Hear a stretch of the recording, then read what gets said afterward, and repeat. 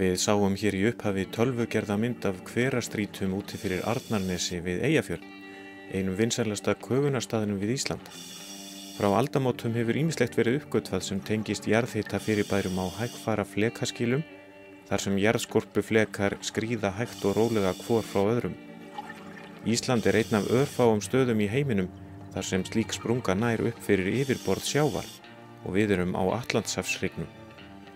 Víða á hryggnum má finna heitar lindir þar sem í gangi eru fjölbreytileg jarðfræðileg ferli, líffræðileg og efnafræðileg, til dæmis hverastrýturnar sem eru á 2 stöðum á botni Eyjafjarðar, á litlu dýpi þar sem vel sést til við köfun. Við erum heppin að hafa þessi fyrirbæri svona aðgengileg hér við landið, en því fylgir líka að við verðum að gæta þeirra vel og ganga varlega þau. Á síðustu árum hefur smám saman bæst við þekkingumanna á hverastrýtum í sjó. Þær geta verið á ólíkum stöðum og í misjöfnu umhverfi í grennd við sprungur. Svæði eins og strýtusvæðin í Eyjafirði eru nógu langt frá meginsprungunni til að þau geti orðið langlíf. Sprungubeltið sem gengur gegnum Ísland gliðnar líka fremur hægt og því gefst náttúrunni þarna meiri tími til þróunar en ef hverirnir væru nærri sprungu sem gliðnaði hraðar.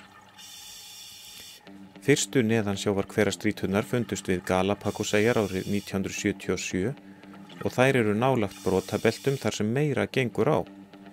Menn sáu að þessi svæði voru einstök að mörgu leyti, ekki síst vegna sérstakra lífvera sem lifa þar algjörlega óháðar sólarljósi.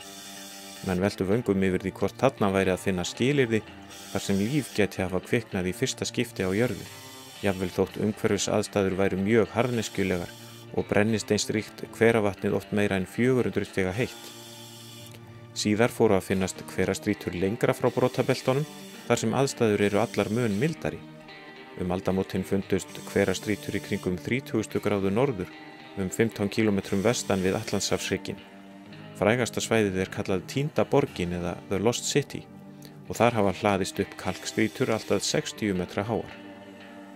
Af rannsóknum manna á þessum neðansjávar hverasvæðum hafa sprottið nýjar hugmyndir hvernig lífið kviknaði á jörðinni.